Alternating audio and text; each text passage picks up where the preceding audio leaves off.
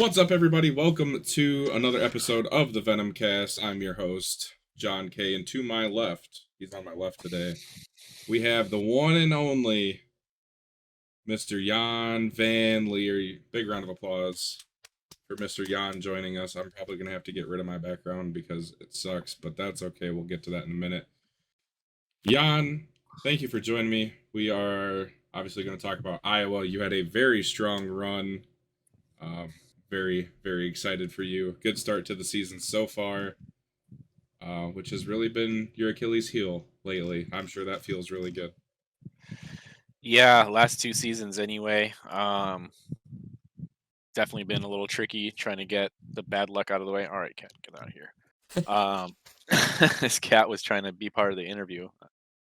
Don't know nothing about racing. Anyway, yeah, it's been tricky the last couple seasons, but nice to get a good start on this one. Was a little worried after Daytona, but things seem to be settling in pretty good. And next few tracks kind of looking like they're good ones for me, so hoping it works out. Yeah, think back to season 2. At one point, you had like 3 top 5s in a month or something like that. You just went on a crazy run. We all know how talented you are and how fast you can be. And Thank you. um, so it's good to see you running up front here early to start the season. It was an interesting one in Iowa. The You'd Look Good in Blue 165 ish. We only ran 156 laps of the 165. Jeff Langston dominated. He led 142 laps. Him and Paul in the early stages ran away with it. Jan, where did you qualify at? You had a pretty decent Second. qualifier. Second. Outside pole. Paul started on pole, his first career Shit. pole in Venom. Um, Jeff started in fourth. I did not have a very good qualifying. I started like 10th or something like that. Something nasty.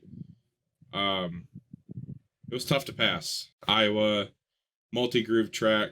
It's a lot of fun if you can get it right. And it took a little bit to get in rhythm for me at least. Were you must have been pretty confident qualifying P2 starting up on the front row.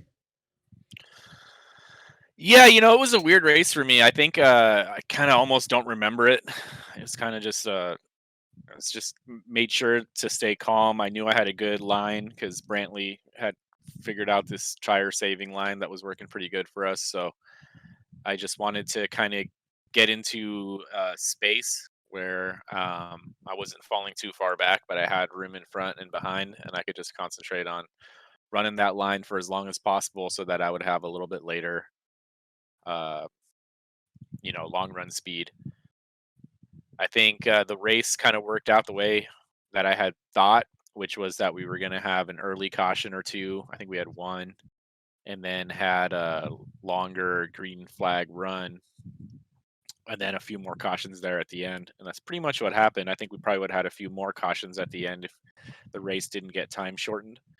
And that could have been good or bad uh, for me. I don't really know. I think that the guys behind me, you and Ryan, would have probably started to get a little impatient, and I don't know how much Jeff would have fallen off. So um, I'm going to call it lucky that the rain came, but could have really gone either way. The rain and lucky for the air quotes. Jan ends up coming home P2. Jeff Langston, our big winner, 142 laps led. I mean, most of those races that you do that, you're gonna win. He was fast, and then after the race, he goes, I really like Iowa. It's like, well, if You Jeff think? if Jeff likes a track, we're in trouble more often than not. Ryan Dye, reigning champion, comes home in third. I come home in fourth. A couple of late blunders. Um, Unexcusable to on my part, but still happy to come home with a top 5. Cole Maxwell, a top 5. He was great. I remember looking in my mirror and going, "Is that Cole behind me?"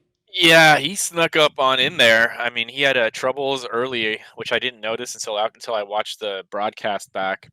But it looks like he got down into the inside wall pretty early on and fell all the way to the back. So I know Brantley got technically the hard charger award, but we got to remember that Cole went all the way from the back to fifth there, and that's just, that shows he's kind of a driver he is. I think when he really gets to it and focuses on the driving, then he's capable of some pretty awesome stuff. So we've seen him up at the front before. I don't think it's the last time, and it just kind of super proud of everyone on the team.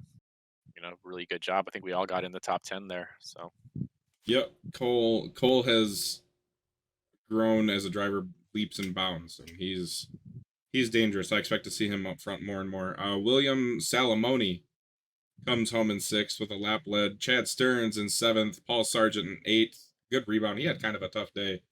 Spun out at least once. I think he was one of the early cautions spinning out. yeah, Rebounds for an eighth place. And then ICR rounds out the top 10. Brantley Gainey in ninth. Michael Dean in 10th. Super solid run. Michael Dean was involved in an earlier incident, comes back.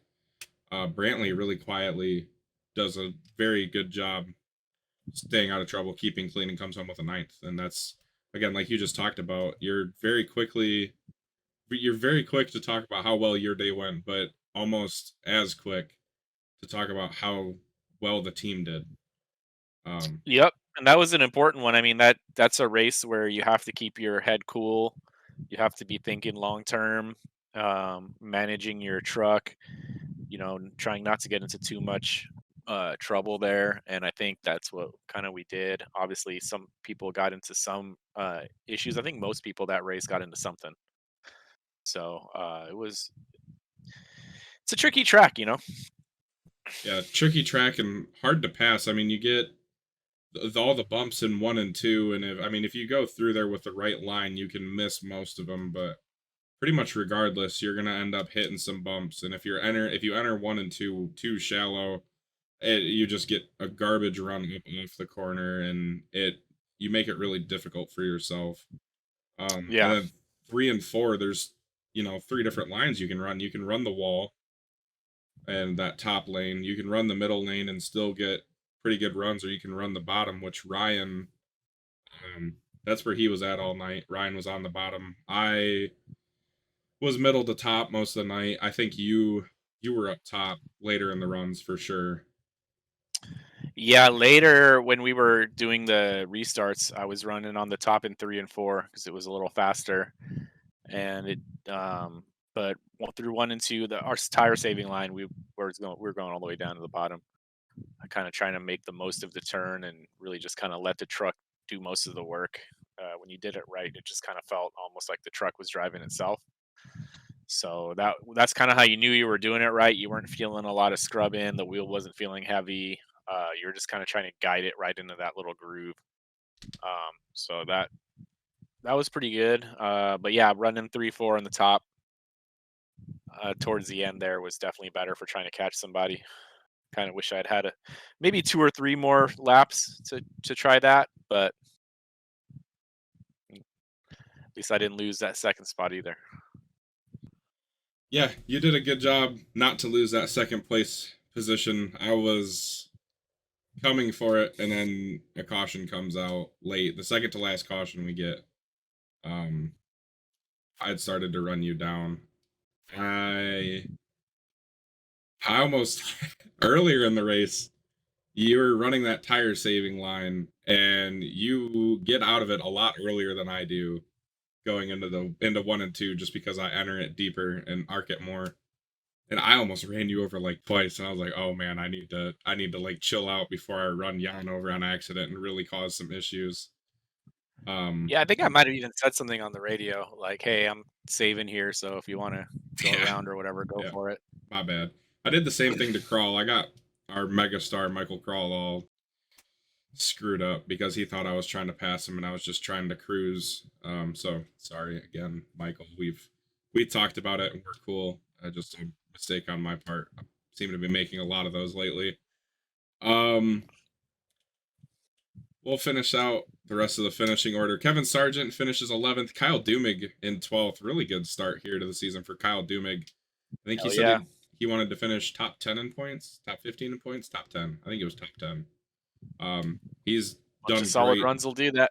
Oh yeah, he's done great to start the season. Sam Dunaway, strong 13th. Corey Rutherford in 14th. Carson Mitchell in 15th, and that's not really representative of how his day went. Carson took a No, couple he of was Had a took a lot of couple speed. gambles. Yeah, he was fast. Pascal Samard in 16th, Garrett Rainey in 17th, Dylan Frazier 18th, David Fay 19th, Eric Breeding in 20th, Paul Ellison in 21st, and that's a heartbreaker. Um, Yeah, he was going to be my ooh, pick to win.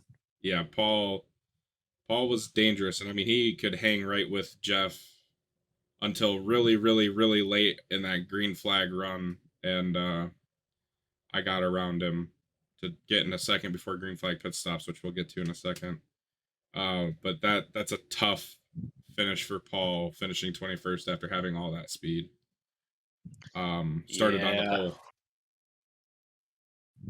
yeah, man. Sometimes that's the way it goes. It sucks, dude. I've had those ones before. I mean, Oh yeah, leave a sour keep taste in saying your mouth. Wilkesboro, it's like a broken record, but yeah, Yeah, I feel your pain there. 22nd Rodney Roberts, 23rd Michael Crawl, 24th Carter Jokiel, and 25th Stephen Durham.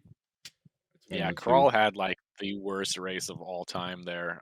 He just Yeah, had to no doing of his own. He just got literally. I think everyone got into him at some point. I didn't It was hit pretty him, crap. but it was kind of my fault that he got in the wall the first time on the front stretch. Yeah, I'm hoping that he's gotten most of his bad luck for the season out in that race because man, that was I struggle to think of a race where where I've had that much bad luck. Yeah, Um, and sometimes it's almost worse, like we've all had a race where we're doing good and then one thing happens and you're done. But like to have a race where like it's like almost death by 1,000 paper cuts or whatever, dude. Like we're just every time you just get hit a little more and a little more, and then like, all right, cool, I'm gonna get back into it. Wham! All right, no, I'm gonna shake it off and get back into it. Wham! And you're like, oh my god, dude, this is friggin' horrible. Am I cursed? What's going on? yeah. So yeah, that's pretty difficult. That's kind of how Crawl felt. We talked about it, and it was a rough night. But Martinsville next week, Michigan this week, Martinsville next week, and then not Gateway, the Glen. There we go. G And word, that's my race. the Yep, my Glen, sponsored race sponsored by Jan. Crawl's gonna at be a player there. replicars.com. Crawl's gonna be Yep, a player there, and we know that. So hopefully he shakes his bad luck before we get to them.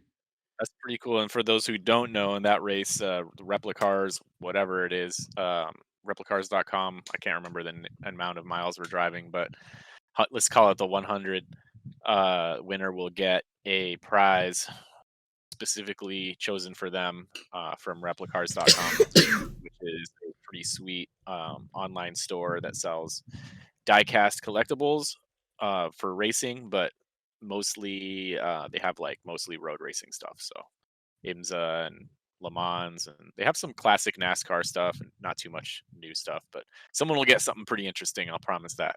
That's cool. I'm excited for that, and I'm excited to see what the winner gets. I know that it. I know it won't be me. I'm not that good at road racing. I'm middle of the road. No pun intended.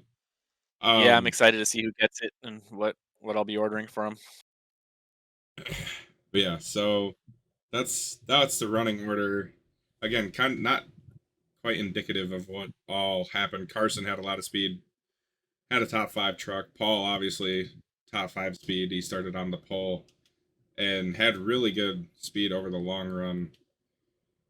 But I think Jan, you kind of talked about it earlier.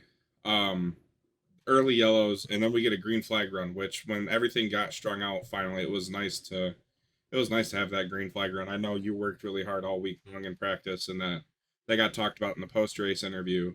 Um, with you coming home in second and taking advantage of a couple of late restarts, but worked so hard on saving tires all week long, and that track chews them up. It don't really matter what line you run. Yeah, and I mean, as kind of the thing with most tracks, it's just such a you take such a hit in track position going in for a green flag pit stop.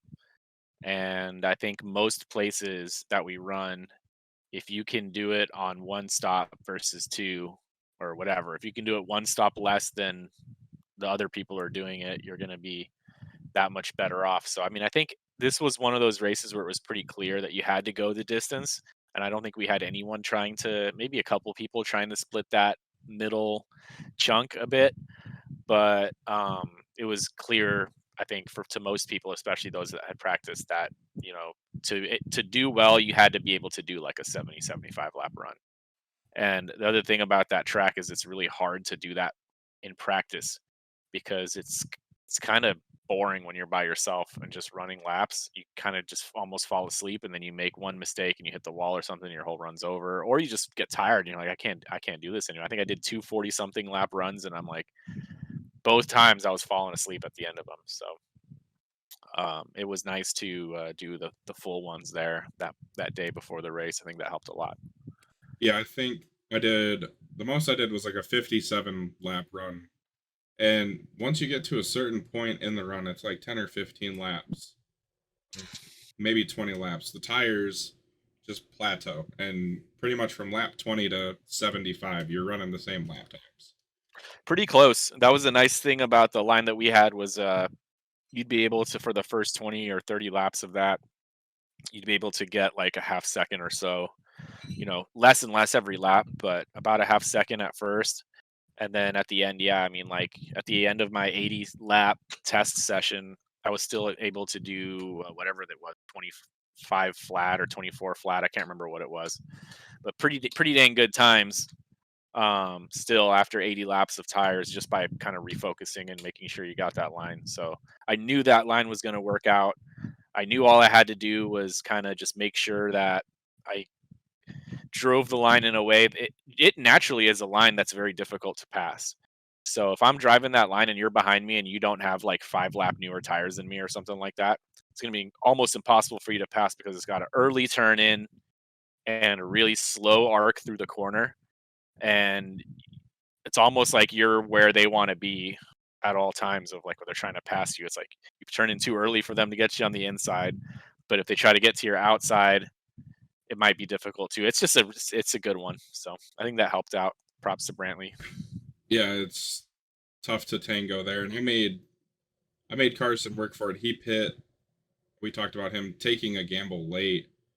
He pit in one of the third or fourth caution before the end, and he got through the field pretty quickly. But then he got to me and couldn't quite get by me, and that's probably what saved me getting a top 5 at that point. Other than a couple of cautions, if Carson gets by me and the caution doesn't come out, I probably end up getting swallowed up by a couple of the guys behind me, but managed to hold him off, and he burned up his stuff pretty bad, and he ended up slowing those guys up and kind of giving me a little bit of a gap. But you could do that running that high line in 3 and 4, because if you don't have the confidence to, and you have to dirt track it around the top because it's slick, but to pass you have to throw a slider pretty much Yeah, anytime you want to try and pass somebody there. definitely. And Carson could get close, but he just couldn't quite get clear, and the momentum off the top really helped out. It kind of Right. saved my rear end. Literally. Um, but yeah, and then in the end, it ended up being restarts. What's going through your mind? We'll talk about the very last restart. You're starting door to door with Jeff. What's going through your mind there? The clock. We know the clock. There, it's really a race against the clock at this point. It's not even. Uh, Yeah, I it's think it was just I knew I not a suck at lap count. restarts. When I'm not the lead car, I'm freaking pretty much always terrible. So knowing that, it was kind of like, man, um, I hope I can get a good start, but I didn't. So Yeah, I got caught up behind you, and thought about diving it below you, and yeah, I ended oh up pulling man. out of it. That was a good ending though. I also I had good restarts all day long, except for the like second to last one, third to last one, restarting second, and was so focused on trying to get a good jump that I forgot to put the truck in second. Oh man, that's the worst. Yeah, I could have done without that last restart. To be honest, I would have been sweet to have like that little lap run there at the end to try to catch Jeff, I think I could have caught him, but again, I'm not sure I could have gotten past him. I don't know what exactly I would have tried to do, but it would have been fun to try and to have that opportunity on a 2-lap run like that when he's got the jump. I don't think that the only way that I could do it would be to kind of try to jump the start a little bit and just pray. You know what I mean? Like it's like a 50-50 shot of whether or not it's going to be clean or whether or not I'm going to get hit for jumping. Um, but that's it. For some reason, just on those restarts, trying to react, I just can't do it. Whenever I'm the front car, I can get away like almost every time on a restart. But if I'm not that lead car, it's just Yeah, I need to do something. I need to restarts are practice tricky. something about that. Yeah, something about it I'm doing wrong. I've talked with Nathan a lot, and he always talks about like how running the triples helps so much on restarts Oh yeah, alone. dude. I'm sure that would help so much, man. Triples. I need to get either triples or an ultra wide curved or a like the biggest one they make or VR. VR would be cool. I think Paul's got that track IR stuff.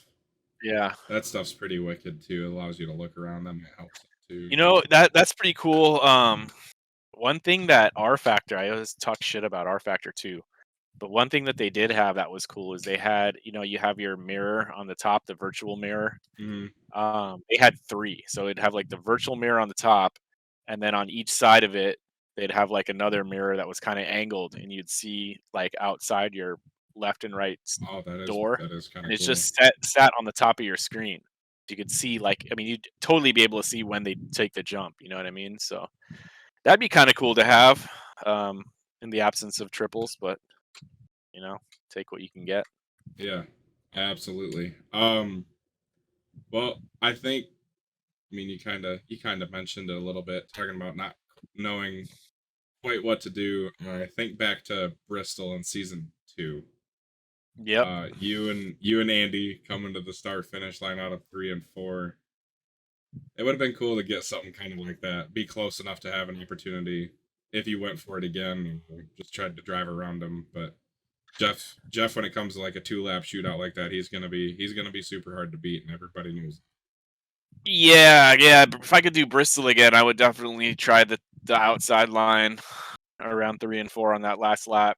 After I'd probably faint like I was trying to hit him on the inside, but then at the halfway up the back straight, I would have gone back up to the top and tried to just rip that top super super hard and hope that he got faked out enough to block a little bit and lose a little bit of speed, and then just hopefully just sneak by him there at the end. But I learned my lesson. I'm not the kind of person to try to wreck someone, and if I do, then I do it badly, and it wasn't worth it. So probably fucked myself up. Be like Suarez trying to wreck whoever he was trying to wreck that one time, and he ended up screwing himself. That's gonna I be me. remember. I think you're Yeah. more talented than that, Jan. You got to give yourself some credit. Yeah. I don't really know how to wreck people very good. It's Yeah. probably a good thing. It's probably a good thing. Yeah. I'm more effective just driving. Like honestly, if I want to wreck someone, the best thing I can do is just drive them super super hard and as close as possible, and hope that they wreck themselves. Yeah, practice tonight. Yeah. Definitely got a first-hand taste of that. You You did good, man. I you had you made it right up at the difficult. wall. Like I thought I was almost gonna put you in the wall there. I'm like, for sure he's gonna wreck, for Yeah, sure. yep, And you come yep, flying out the end of it. I'm like, mother effer, man. That guy, yep. he held it. That was good, dude. That was really impressive. I ran you about as hard as I possibly dared. Yeah, I'm very, very excited. I have to look at the. Oh wait, never mind. I don't even have to look at it. The Venomcast 160 at Michigan this week, tomorrow, today. If you're watching this, we're recording Sick. this Monday night. I'm excited. Home race. Um, Yeah. very special moment to Gotta race put at on a your home track. show for your fellow Michiganders. Yeah, I got to figure out what paint scheme I want to run tonight or tomorrow, not tonight. Hmm. Tough choice. But yeah, I'm very excited. Michigan, big, wide, 2 mile track, kind of like Auto Club, but more banking. I think Michigan has more banking than Auto Club. It definitely feels like Yeah, it it's when a you're up little on it. different than Auto Club. They seem like they'd be super similar, but they're similar-ish in that they're, I'd say, the same type of track, but they are a little different. They're cool Yeah, though. I like them both. I Probably love prefer it. Michigan a little bit. so many lanes to run, just like Auto Club. You're gonna see a lot of guys up top.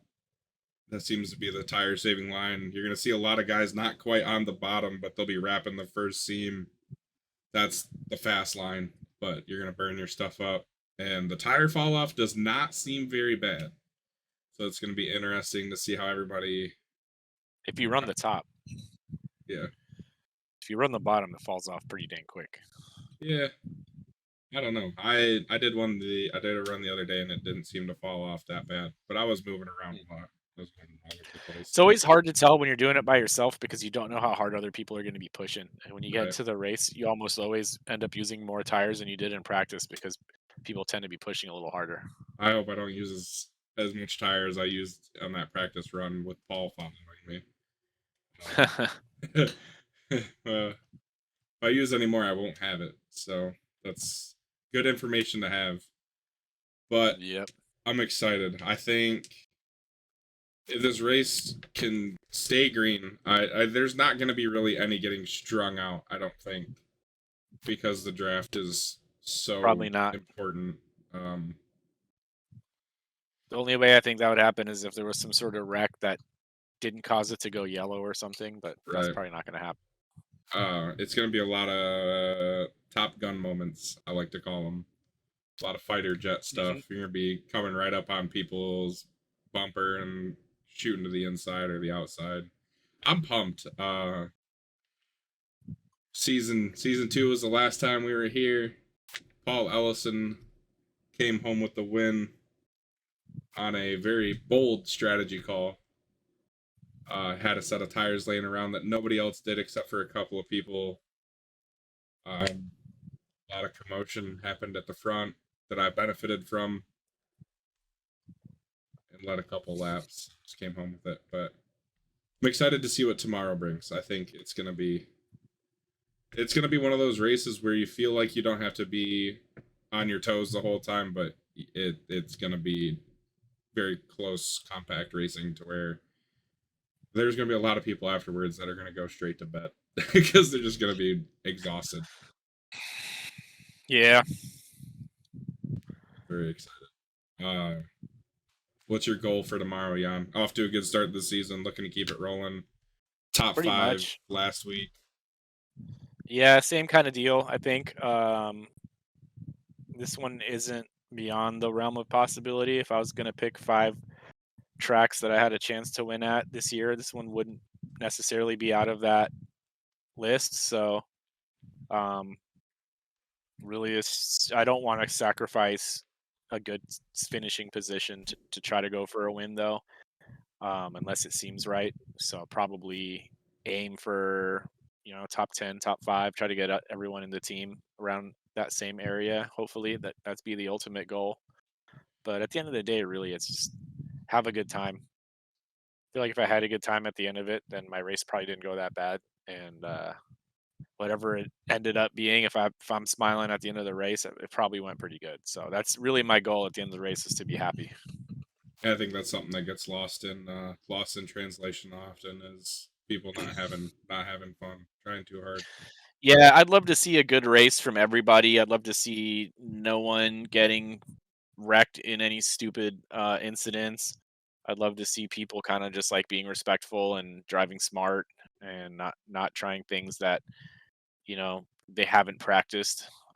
So that would be really, I can't say that's my goal, but that would be, as a, Ideal. maybe it kind of is, as a league admin or whatever you want to call it. That would be the goal. So hopefully that's what we're aiming towards. I know it's hard when we add so many people in one season, but I think we're doing okay, and hopefully we keep going in that direction. Well, your amigo pulled one off on Sunday, and tomorrow night you're gonna look to do the same. Follow up in the footsteps of that 99 truck or 99 car. Excuse me, 5 Yeah, truck dude, I 99 don't have car. a taco pinata to smash, but I did smash some tacos for lunch today. So, Hey, there you go. hope, yeah, that was awesome, man. Fucking props to Daniel Suarez for the win. First Mexican to win Cup race. Freaking awesome. First South American, I believe, or Central America, but first Latino, I think. So that's pretty dope. Got Montoya, but isn't he Spanish? That doesn't count. He's he's European. Colombian. Colombian. Oh, he's Colombian? All right, so Yeah. he counts. He counts. Jan gonna I look to like become the. Montoya. Do you? You liked Montoya? I mean, I don't hate him. I didn't like him in NASCAR because I wasn't watching it at the time, but I enjoy him when he's in IMSA. He's a character. I'm not sure if I like or hate him. I don't know. He's Yeah, funny, that's for sure. he's just like a he's like a staple of the racing world, you know. So Yeah, you I got would to respect him. kind of like Danica. Danica's a staple of the racing world, whether you like it or not. Kind of, I guess. She seems to get But dragged into everything.